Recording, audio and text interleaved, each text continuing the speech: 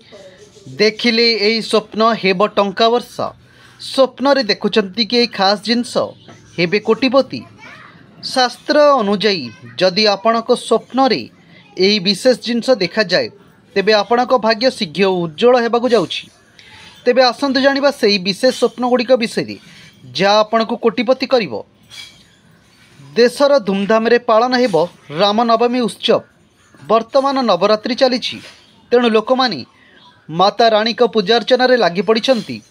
समस्ते माता रानी को भक्ति उपवास और व्रत रखुथिबार नजर आसुचंती।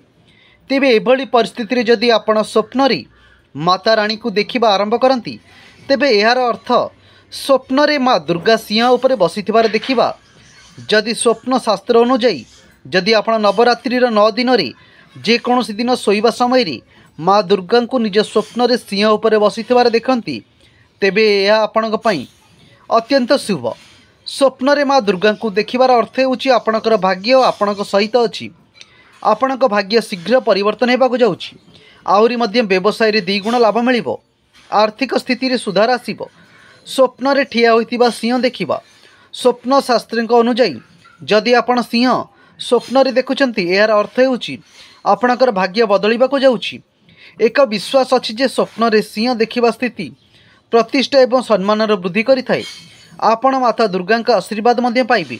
आपण राताराति कोटिपति होई परिबे। स्वप्न रे ठिया होइतिबा सिंह देखिबा।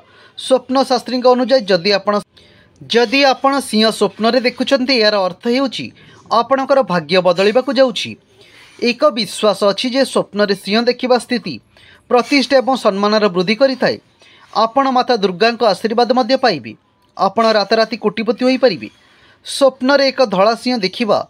नवरात्रि समय जदि आपणक स्वप्न रे एक धला सिंह देखा जाए तेबे यह बहुत शुभ बोली विवेचना करा जाए। विश्वास करा जाए जे स्वप्न रे एक धला सिंह देखिबार अर्थ हेउछि जीवनर समस्त समस्या दूर होई पारे। कार्य क्षेत्र रे विस्तार हेबार संभावना। व्यवसाय रे एक बड़ डील चूड़ांत होई पारे।